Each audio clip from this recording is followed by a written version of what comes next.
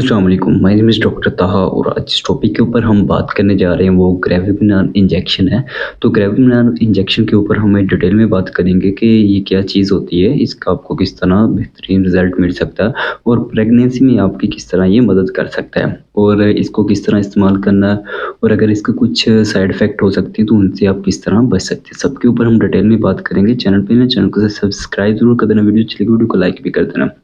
सबसे पहले हम बात करते हैं कि ग्रेविमिनान इंजेक्शन जो है वो क्या चीज़ है।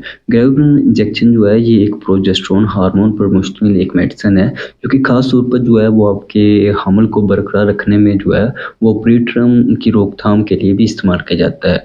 ये जो है ये मेडिसिन ये इंजेक्शन जो है वो ये ख़वातीन में जो है हार्मोनी तब्दीलियाँ जो होती हैं उनको मतवाज़न रखने के लिए भी इसमें इसका इस्तेमाल किया जाता है। उसमें आपको हेल्पफुल साबित हो सकता है और मखसूस हालात में ये हमल की हिफाजत के लिए इसको बहुत ज़्यादा प्रेफर किया जाता है पेशेंट को।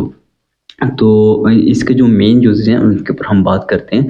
सबसे पहले मेन यूज़ जो होता है वो ये होता है, इसमें प्रीटर्म लेबर की रोकथाम होती है।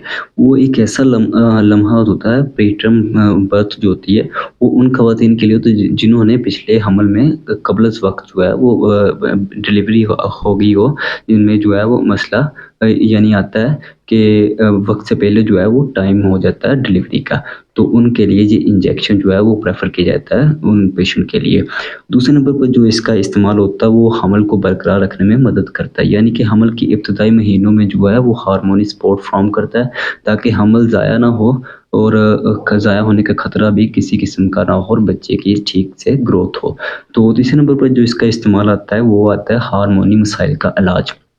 वो क्या होता है, ख़वातीन में जो है वो प्रोजेस्टेरोन की कमी की वजह से होने वाली मुख्तलिफ़ मसाइल में जैसे कि माहवारी की बाकायदगी उस दौरान भी जो है इसका माहवारी की बाकायदगी का इरेगुलरिटी में भी इसका जो है इलाज होता है, उसको रेगुलर करने के लिए भी इसका इस्तेमाल किया जाता है। और चौथे नंबर पर इसका जो होता है वो जिसे हम बांझपन बोलते हैं इनफर्टिलिटी, उसका इलाज में भी मदद करता है। मखसूस हालात में जो है वो बांझपन की इलाज के दौरान हार्मोनी सपोर्ट के तौर पर इस्तेमाल किया जाता है। इससे जो है वो बांझपन का खात्मा होने के चांसेस होते हैं। तो इसके अलावा जो है अगर हम बात करें इसके इंजेक्शन के लगाने का तरीकाकार क्या होता है, तो ये जो है आमतौर पर पट्ठों में लगाया जाता है, यानी कि इंटरमस्कुलर ये इंजेक्शन होता है। ग्रेविमिनान जो होता है ये इंटरवेन नहीं होता है। इंटरमस्कुलर का मतलब होता है यानी कि आप के पट्ठों के अंदर आईएम इंजेक्शन ही लगा सकते हैं, आप इसको आईवी नहीं लगा सकते। और ये आमतौर पर जो है ये हमल के जो आपकी प्रेगनेंसी के जो है वो 16वें हफ्ते से लेकर 36 हफ्ते तक के दरमियान तक हर हफ्ते के बाद एक इंजेक्शन जो है वो प्रेफर किया जाता है पेशेंट को, यानी कि 16 हफ्ते के बाद जो है वो 36 हफ्ते तक जो है वो आपकी प्रेगनेंसी को सेफ बनाने के लिए इस इंजेक्शन को हर हफ्ते लगाया जाता है। और बाकी जो है वो पेशेंट को जो है कंप्लीट चेकअप के बाद ही ये इंजेक्शन रिकमेंड किया जाता है। तो बात करते हैं इसके कुछ साइड इफ़ेक्ट के ऊपर। अगर कुछ साइड इफ़ेक्ट हो सकते हैं या नहीं हो सकते, तो उनसे अगर आप किस तरह बच सकते हैं। आमतौर पर ऐसे इंजेक्शन के जो है वो साइड इफ़ेक्ट होने के चांसेस बहुत कम होते हैं।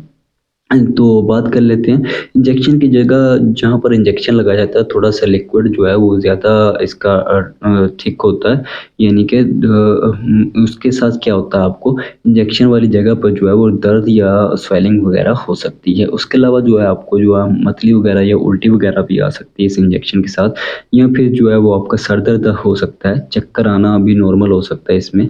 या फिर एक कॉमन जो है इसका साइड इफ़ेक्ट देखा गया है उसमें जो है वो वज़न बढ़ने के चांसेस ज़्यादा होते हैं इसके।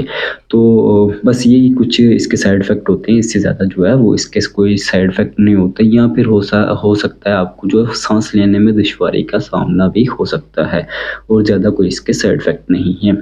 तो इसकी एहतियाती तदाबीर होते हैं, यानी कि ग्रेविमिनान इंजेक्शन जो है वो इस्तेमाल करने से पहले जो अगर आपको कोई जिगर की बीमारी है या ब्लड क्लॉट की कोई ऐसी बीमारी है, तो या फिर आपको जो है वो शुगर वगैरह के पेशेंट हैं या हाई ब्लड के पेशेंट हैं, तो आप ऐसी चीज़ें जो है वो अपने डॉक्टर से एक बार कंसल्ट ज़रूर किया करें।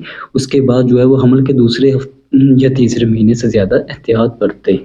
ये कुछ इसकी रिकमेंडेशन होती हैं। ये सारे इसके जो थे वो बेनिफिट थे और इसको किस तरह आपने यूज़ करना है और इसके कुछ साइड इफ़ेक्ट हैं। تو उनसे आप किस तरह बच सकते हैं। ये सारी डिटेल थी जो मैंने आपके साथ शेयर की, और आपकी प्रेगनेंसी में किस तरह ये हिफाजत करता है, सबके ऊपर हम डिटेल में बात की। उम्मीद करूँगा कि आज की वीडियो जो है आपके लिए हेल्पफुल साबित होगी। अगर वीडियो चले वीडियो को लाइक ज़रूर कर देना, और चैनल पर नए चैनल को सब्सक्राइब कर देना। तो मिलते हैं नेक्स्ट वीडियो में, तब तक के लिए अल्लाह हाफिज़।